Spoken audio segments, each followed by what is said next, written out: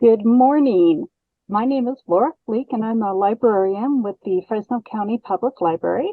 I would like to welcome you to this program put on by the Fresno Master Gardeners.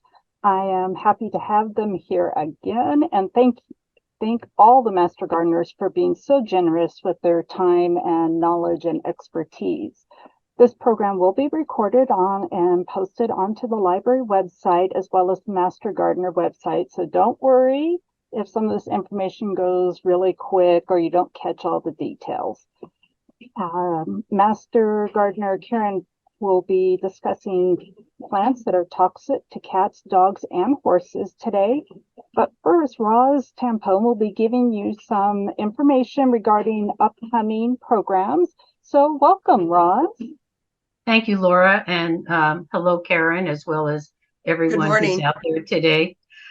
Today, what I'm going to share with you is Growing with the Master Gardeners. It's our list of classes that we have for the public. And if some of you have your phones available, you may be interested in taking a photograph of this. If not, you can find all this information on the Fresno County Master Gardener website. But our two upcoming classes for the rest of the winter will be Robbie Cranch's wreath class. It's on both December 2nd and 3rd. There still are a couple of spots available for that. The cost is $60. And then on December 9th, we'll have an orchard pruning class. So those two classes you can sign up for on the Master Gardener website. The following classes have not been posted yet, but it's an upcoming idea of the classes that we'll offer this spring. And I'd also like to share with you, if you're interested in becoming a Master Gardener, we're going to be doing two informational classes. One will be in person at Woodward Park Library on May 4th, 2024, 10 a.m. And the second one will be in person at the Garden of the Sun on June 1st, 2024. Master Gardeners will answer all questions and describe the process for becoming a Master Gardener. The classes will be running from January through April 2025. It's a 4-month program, and the cost is $250. Now, these are some other Master Gardener resources. If you have your phone available, you may want to take a screenshot of this. The first one is our Master Gardener website. The second one is our helpline where you can ask questions and send photos, and a Master Gardener will get back to you regarding your gardening question.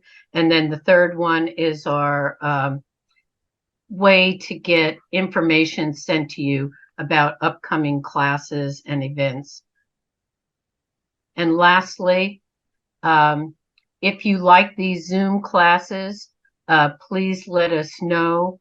And especially if there are topics you would like us to offer, please email your ideas to me, and the email address is down below. So with that, I'd like to welcome our Master Gardener, Karen Basso. She's been a Master Gardener for 20 years, since 2003. And she's been very active in propagation in the AAS garden. She's been on the board. She teaches classes. So she's been very involved with our volunteer program for the past 20 years. So welcome, Karen. We're all excited about your program today. So we'll let you share your screen.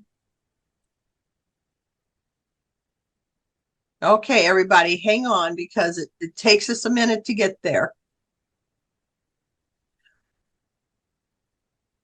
Well, good morning, everybody. As Ross says, I'm Karen Basso, and this was one of the request classes that they asked, and Roz asked me if I'd do it. And I thought, oh, yeah, I'll do it. Because I have an interest in dogs, cats, and horses. I don't own a horse, but I've learned a lot. So anyway, Karen, one thing, if you can click from the beginning, it'll get your slideshow going. There.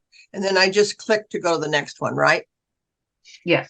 So anyway, and thank you to the library out at Woodward Park for doing this for us. So with no more introductions, we're going to start. I want to thank Roz for helping me with this. This is all new to me. So we're going to start with plants that are poisonous to dogs, cats. First of all, this is a jade plant. And most of the plants I'm going to talk about are here in our valley. And there's thousands more. Jade plants, which I love, I have many in my garden. They're toxic. They have little vomiting, depression, lack of coordination. So you have to be careful. The next one is an amaryllis. And you know, this is the time of year we all buy them. I buy them. I love amaryllis. And I have them out in my garden, but for some reason, my dogs have never touched them. I'm sorry, I'm coughing. Anyway, they are very popular at this time of year. As you know, Trader Joe's has them. I saw them at Costco. The nurseries have them. But they can cause vomiting and diarrhea, abdominal pain, and tremors.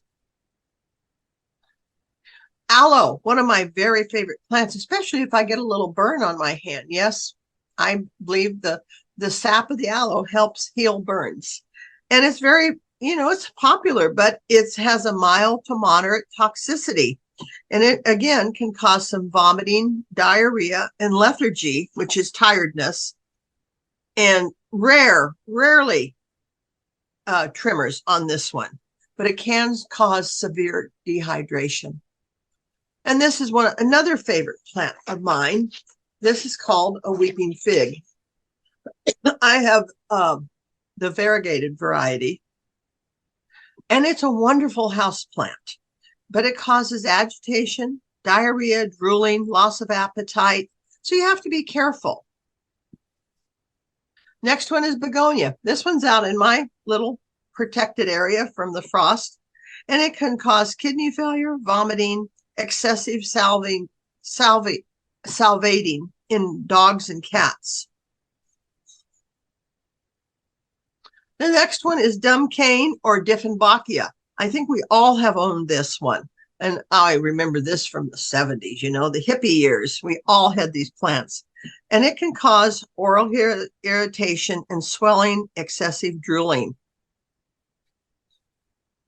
The next one is a snake plant, which I have owned these, and they multiply, and they're a great plant. And they too are poisonous, nausea, vomiting, diarrhea.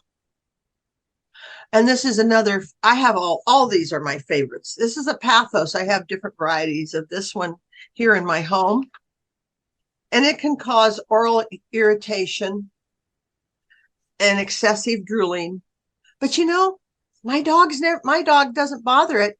And just to add, I have a friend who has a dog, and her dog chews it and nothing happens. So I'm just letting you know it can be poisonous to dogs.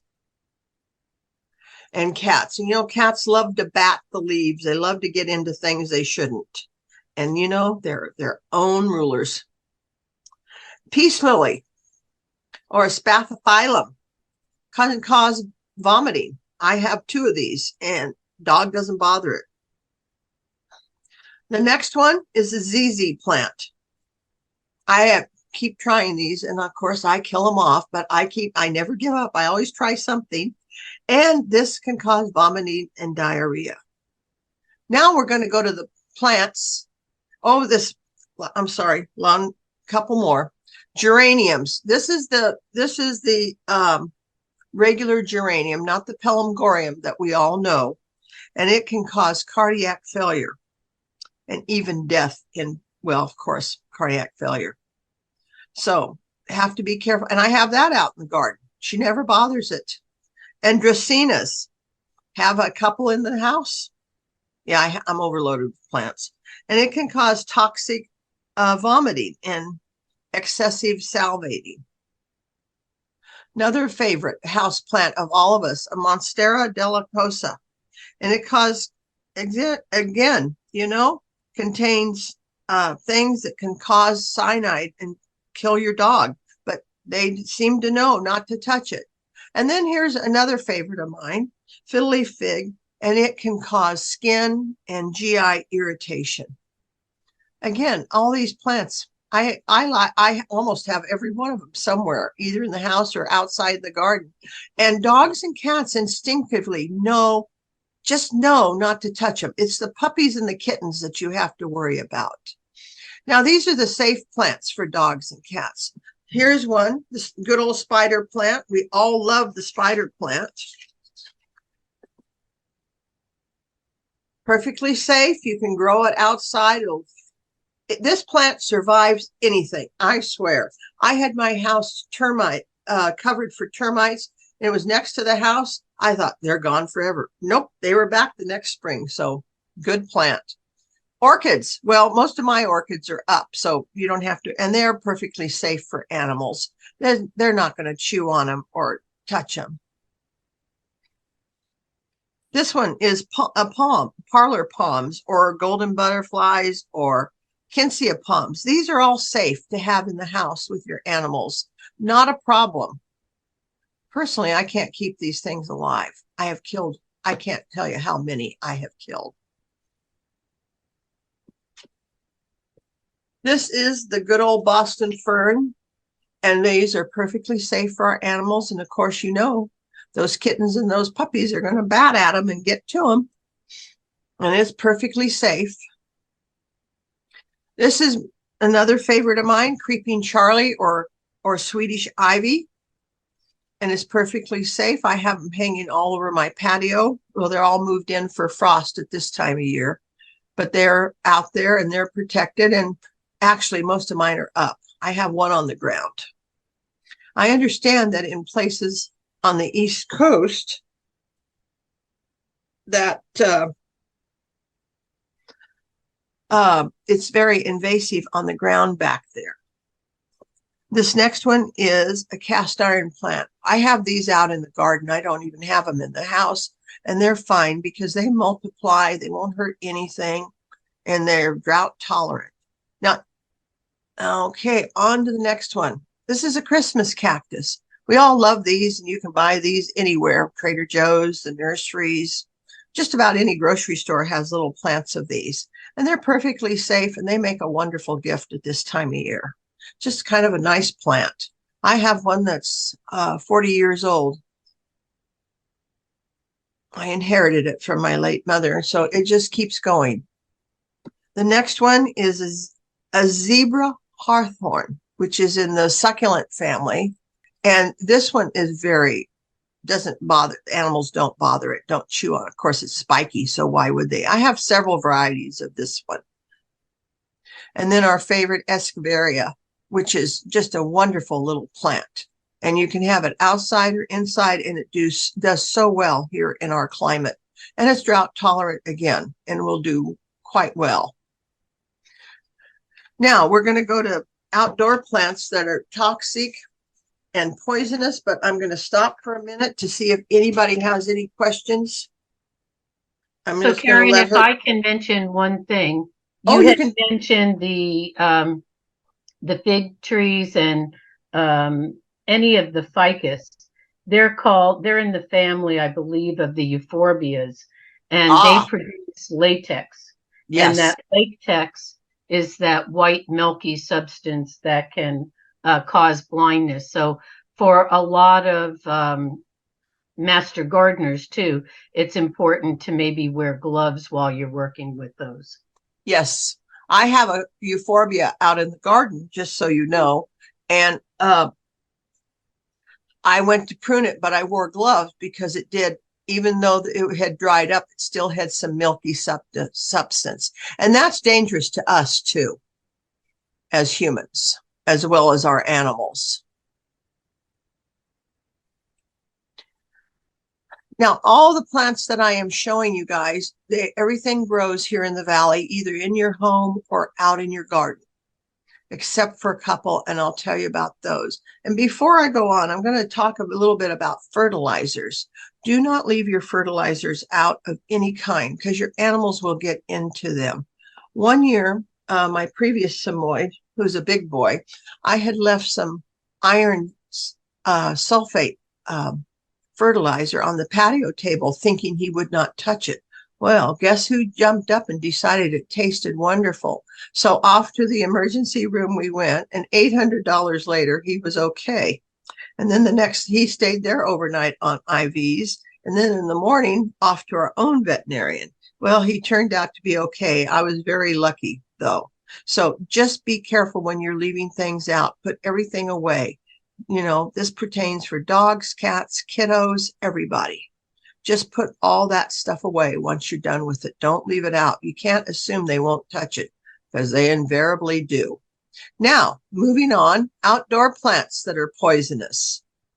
Okay, oleanders, as you guys know, these grow all over Fresno because they're a cheap plant to plant and they cover up fences. They're a great barrier, but they can cause drooling, abdominal pain, and cardiac problems. I knew of one person that had a pet rabbit and the rabbit chewed it and it died. And the next one is another favorite plant, sweet peas. We all love sweet peas. We love the smell of them. Causes weakness. It can cause, tremors, and it can cause even death in our dogs and cats. Next are calla lilies, oral irritation. I have a couple growing in the yard, but the dog never touches them. So I don't worry too much about it. And they cause irritation of the mouth and the tongue and the lips, and they can even cause difficulty in breathing and vomiting. So you have to be careful. Okay, everybody can have a good laugh.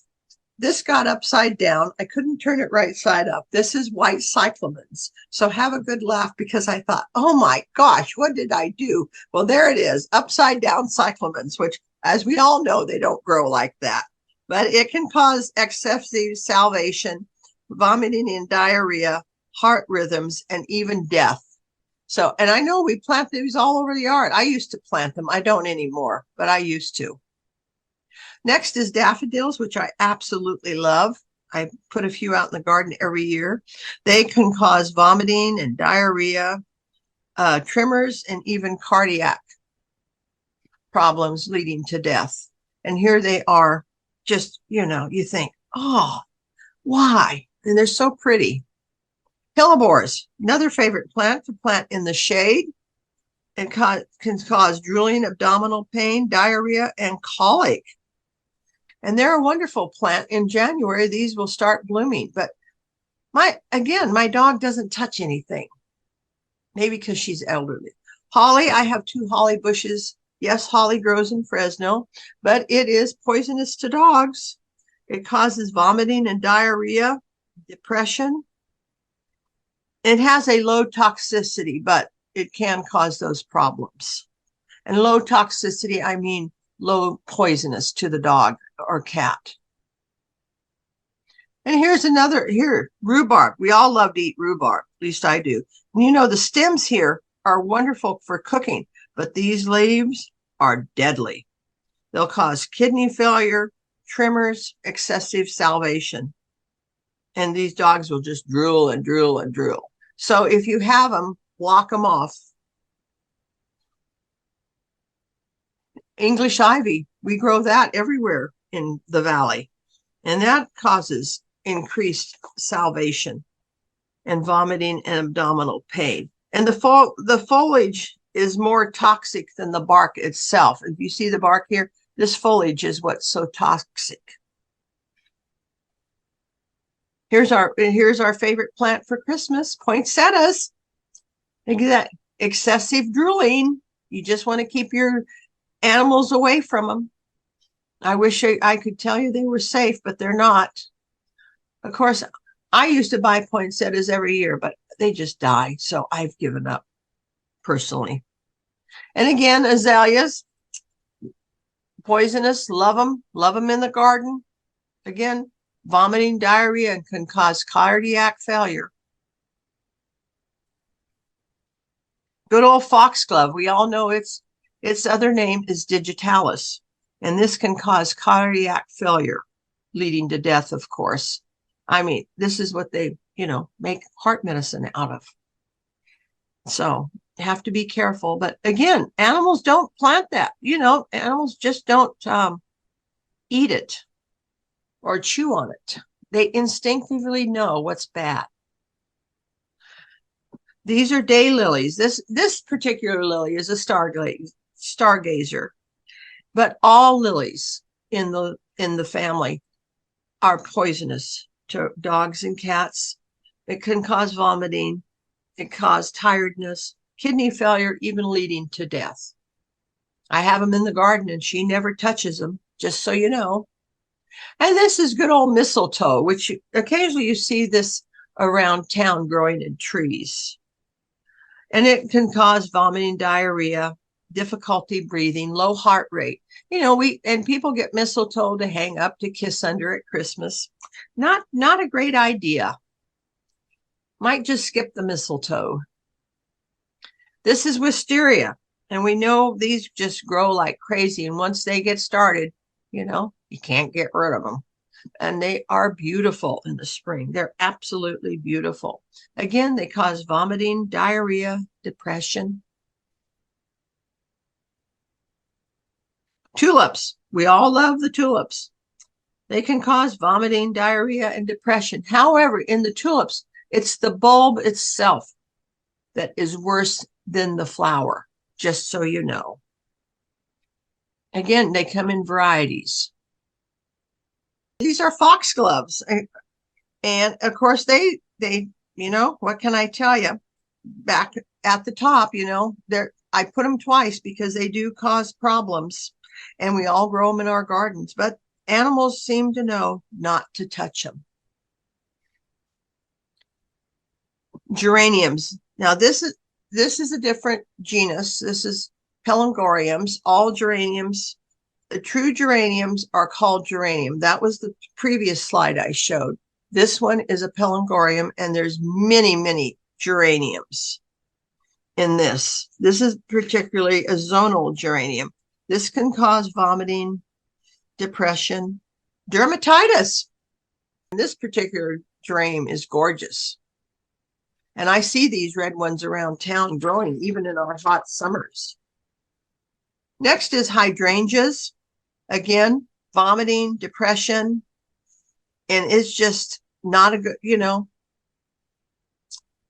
it can eventually kill a dog or cat if you keep chewing on it. Next is asparagus fern, which we all grow in our gardens. I do. I have it. I have the fox ferns and asparagus fern. This is mostly a GI upset and allergic dermatitis. Next is good old boxwood. In dogs and cats, this causes vomiting and diarrhea. In horses, I'm mentioning this here because a little different. It causes colic, diarrhea, respiratory failure, and even seizures. And in horses, for those people who know about horses, colic is almost a killer in horses. They rarely recover from it because by the time they find it, the horse is almost gone. Just affects their whole bowel system. And this is chives. I love to cook with chives. I use them in cooking. And it is, breaks down the red blood cells and causes all kinds of problems. Blood in the urine, heart rate. It is just not a good plant for dogs to chew on. And next is onions. Causes vomiting, again, breakdown of red blood cells. And, by the time that happens, it's too late. And you're probably having a difficult time saving your dog. And my other favorite, garlic. Use it all the time. Again, vomiting, breakdown of the red blood cells. So we just have to be careful around our animals. Now we're going to do plants that are safe in the garden that grow here in the valley for dogs and cats. This is a bachelor's button, and it is a great little plant. It'll grow anywhere in our valley. Alyssum, as you know, it grows in full sun, part sun, does real well here. It's safe for our animals. The next one is basil. You can grow these in pots or you can grow them out in your vegetable garden, and they're perfectly safe. And then the bottle bush plant. It comes in trees, and they also have miniatures, and it is perfectly safe for animals, for our dogs and our cats. And a canna lily, not like the other lilies that I had previously. These are canna lilies, and you see these all over Fresno in different areas of the valley. They take total hot sun and they grow like weeds and they multiply. That probably started as one bulb and it multiplied. Perfectly safe in the garden for your cats and dogs. And this is plumbago, excuse me, and it is perfectly safe. I have several, but they're not inside where the dog can get to them, and they'll multiply, and they take our hot heat just fabulously. Next is coral bells or heucheras. I love these plants, absolutely love them. I kill every one I buy, but and they're perfectly safe for our animals, but I really enjoy them. If you can get them going, more power to you. They're just gorgeous, and they take part shade. And once established, low water. Crepe myrtles. I think we see these all over Fresno. This is a purple one, and they are perfectly safe for our animals. Of course, they make a giant mess here under the tree when they drop all those flowers, but they are wonderful. And I particularly like this one. If you notice, it's multi-stem. I just think those are beautiful. And it's perfectly safe to have in the garden in full sun. Again, Creeping Charlie, perfectly safe. And here's a vegetable. Cucumbers are safe for our animals, that it won't kill them. There's so many vegetables that are toxic. Now, here's the surprise one. Tomatoes. We've always heard tomatoes are bad for animals. Well, in researching this, I found out that ripe tomatoes and cooked tomatoes are safe, but it's the green tomatoes are halfway ripe and the leaf of the tomato plant that is so deadly to the dogs and cats. I found that very interesting. Okay, we're going to start on poisonous plants for horses. Roz had a request for this to be done to talk about poisonous plants for horses. So I did some research for this, and you're going to be surprised at what is poisonous to these, and everything that's on this list I love. This is Datura, and it's like it's a nightshade. It's not usually consumed, but it does cause the horse to have pupil dilation, lack of muscle coordination. And if it dries up and the seeds blow into their feed, it can cause a problem. And you'll see these growing wild all over Fresno. It's just because it's the way it is. Apples. I was shocked. It's the seeds, the leaves, and the stems. Not good for, and you see people feeding apples to horses all the time. Doesn't seem to kill them. And people give apples to their animals too, to their dogs and their dogs. I have not seen a cat eat an apple, but I think it's the seeds and the leaves and the stems. And it causes dilated pupils and difficulty breathing and shock if it's really bad. This is the common privet, which grows everywhere in the valley. And as you know, it can be a short bush, it can be a tall tree. It grows out in the fields, and it can cause a GI upset, and they can have a lack of coordination, increased heart rate, and death, which is very rare.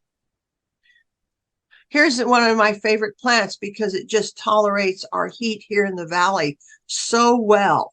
Lantana. As you know, it comes in many different colors and varieties. It's just a great plant. Poisonous to horses. Causes vomiting and diarrhea. It causes labored breathing and weakness, and it can even cause liver failure. Is the most common in livestock. Next one is lavenders. Nausea, vomiting, not in a horse, but in a cat or a dog, and no appetite. Now here I have to share a story from a master gardener up in Stanislaus County. Their lavender happened to droop into the dog's watering dish. didn't think anything about it. Well, the dog started to have problems and they had to rush it to the vet. And because the lavender was in the water, it had almost killed their dog. So be careful with the lavenders. They're fine out in the garden. The dogs just walk by and make sure it's not in anything they eat or drink. And that was just a little story I wanted to share with you. Next is loco weed. I had to look this up. I'm in the city. I'm a city girl. I have no clue what it is, but this is what it looks like. And it's called loco weed. And it causes them not to have any coordination, depression, inability to eat or drink, and causes, in some cases, death, and in other cases, birth defects in the mares.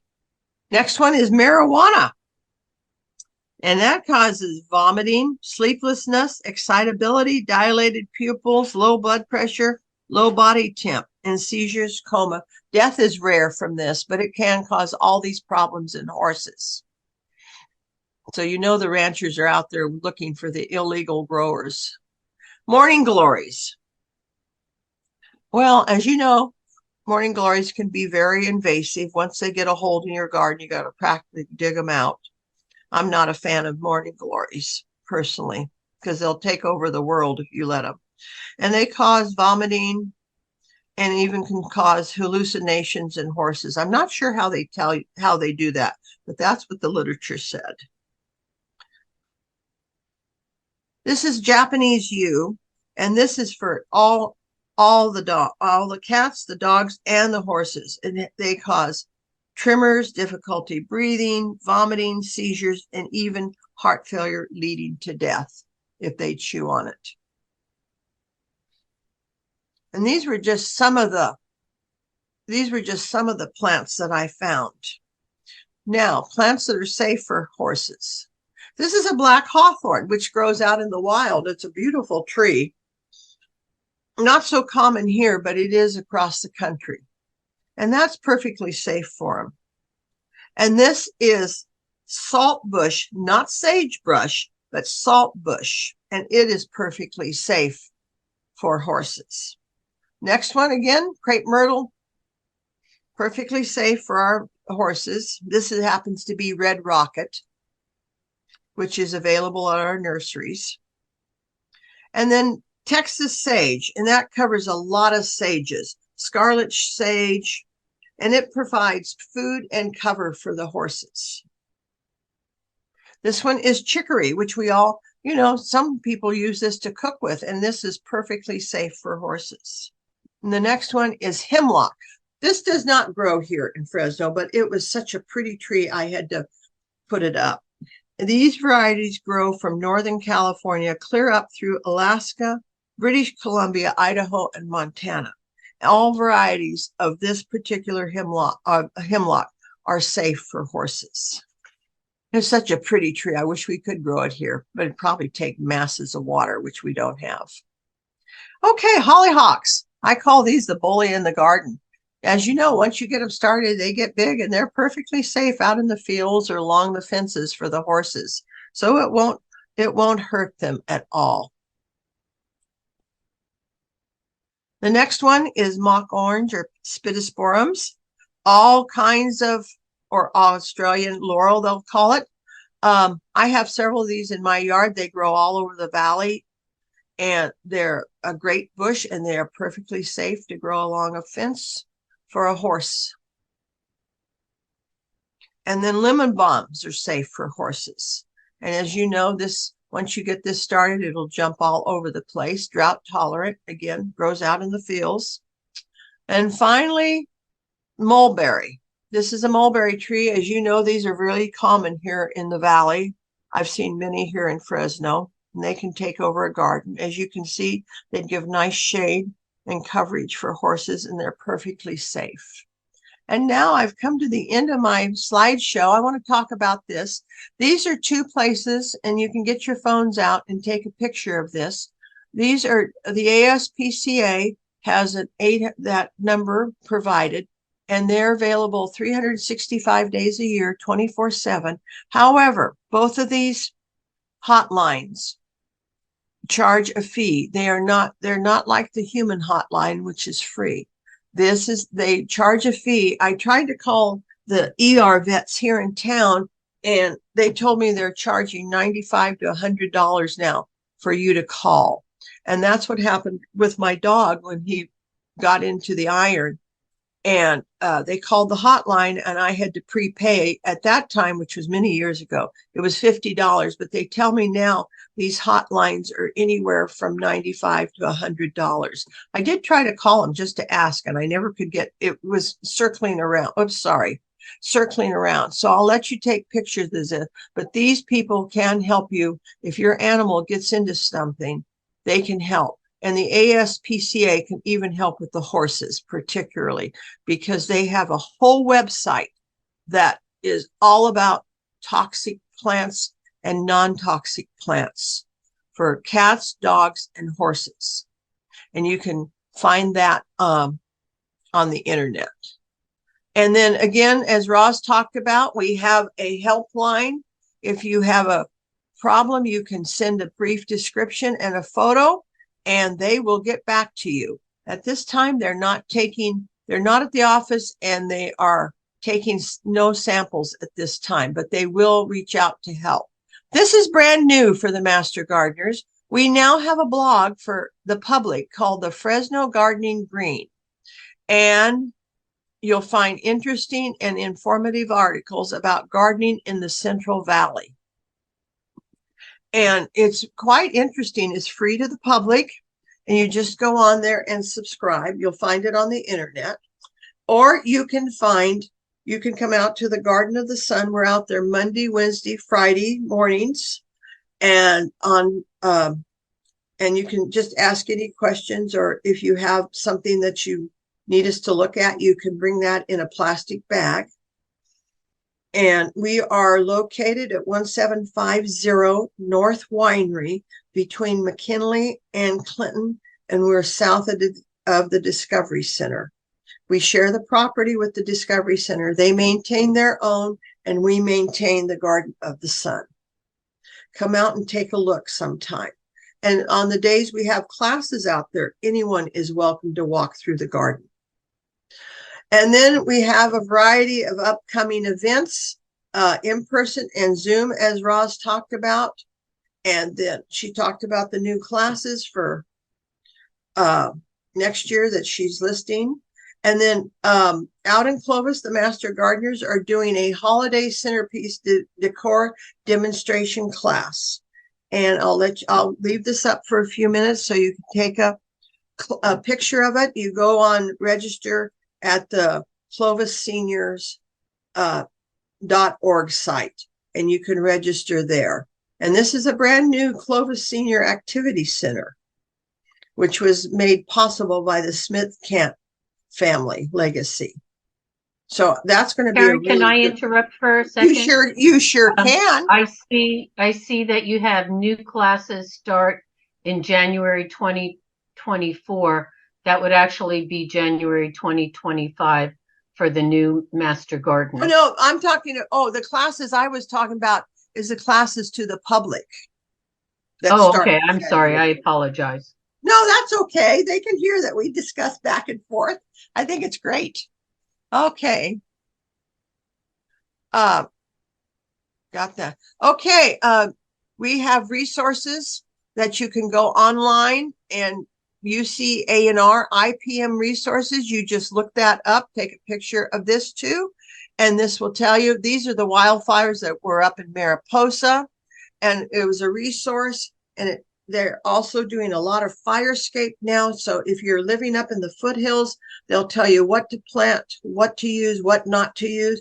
For instance, don't use mulch next to your house. You know, we all buy mulch for our gardens. Well, don't use mulch up in the mountains because that's very catch fire, boom, gone. They have a whole resources now on that. And then we also run parallel with the Central Valley Master Food Preserver Program. And these people learn to cook. As you can see, the different things, jams, pickles, that. And they're going to be having a class. I have to look. I didn't look. As you can see, there's a class up in Merced and one up in Cathays Valley. And you can go up there and you'll learn something from them. So if you're interested, take a picture of this and you can go up there and learn from the master food preservers. And I might add, we're asking them to attend our education day on April 6th at Garden of the Sun. And again, here, if you have a question, we really reiterated this. If you have a question and need a problem answered, reach out to our helpline. And that concludes my show, everybody. Thank you for attending. Well, thank you so much, Karen. First of all, let me apologize. I've gotten some emails behind the scenes here. People can't log in. It looks like the same login went to everybody. It looks like the problem may be on Zoom's end. I'm not sure. I will look into it. This is, I think, our 9th or 10th program we've done with you all. We've never had this issue, but I will definitely be following it up to see, but the problem is I have, even on my end, trying to get into some of the Zoom on behind the scenes, I'm having some glitchy issues. So I apologize. But remind everyone, please pass on the word that this will be posted. There's so much good information, and being a cat dog lover myself and having the animals, I know a lot of people are going to want to follow up on this. I also want to tell people how wonderful that helpline is. I've used it since we've started. You guys are usually right on top of it with great answers. So even if you're shy about it, please use those helplines and resources. Also reminding people, I too had a problem years ago with a puppy getting poisoned because a family member had put out some poison under a tool shed trying to kill another wild animal. And even though the dog himself seemed like he couldn't get under there, that poison got spread around. So even if you're putting stuff out for other critters, be careful. Those cats and dogs can certainly get into that. We don't have a lot of questions for you, but Karen, I imagine this would be good for people to kind of get familiar with some of these plants, because a lot of people, we walk our dogs, our cats roam into other yards. So it'd probably be good for people to sort of get familiar visually with some of these plants if they're out off their own property. Oh yeah, they're all over Fresno, these plants. I mean, almost everything except for a couple are located in Fresno or out in the country. And so, you just need to be conscious. As I said, dogs and cats instinctively know, but puppies don't know anything, and kittens don't know anything, and colts don't know anything. I recently learned that the rhubarb leaves can kill a baby horse, a colt. So I thought that was interesting. That's why I put rhubarb in there. And if there's any questions, I'll be happy to try and answer them. And if I can't, I will get back to that person. Well, we want to thank you so much for coming. And those of you who were able to log in, thank you for coming as well. I apologize for nothing. Seems sometimes just doesn't go as well as we'd like it to go, but a fantastic presentation. Karen will be recording and posting this so that all those people who couldn't attend today can access such a wonderful information base today. And if there's anything either you or Roz would like to add here at the end, please do. Well, I just want to thank you for doing a wonderful presentation. And I did want to ask you one question. I don't know if you have or would be able to make a list of some of the toxic plants that we currently grow here in the Valley, and if that might be able to be posted on our website so that people who attend this class could actually have a list that they could take a photo of or something like that. Oh yeah, I can do that. I can do that. It'll take me a little bit of time, but I have them all written down, so we're good with that. And oh, Roz, can I talk about Education Day? Yeah, please do. Okay. In the spring, we have a free Education Day to the public. It's on April 6th from 9 to 1. We have master gardeners out there talking on vegetables, composting, worms, herbs, sharpening your tools. I can't remember the other. And it's a free day, and we'll have some exhibitors out there too. And you're all invited to come and see what it's like. And it's located at the Garden of the Sun. And then in the middle of March, we will have our big plant sale. So watch for that on your Instagram, your Facebook, and Next Door Neighbors. And our big spring garden tour will be on Saturday, April 20th. Yes. Is that correct? Yes, April 20th. I had to think. So yes. Please attend that. It's our big fundraiser for the volunteers of the Master Gardener program in Fresno.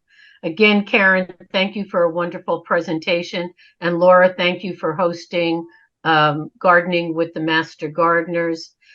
We really do appreciate the relationship that we have with the Fresno County Libraries, offering both in-person classes and our Zoom classes. So thank you very much for that. Well, thank goodness our next 3 will at least be in person.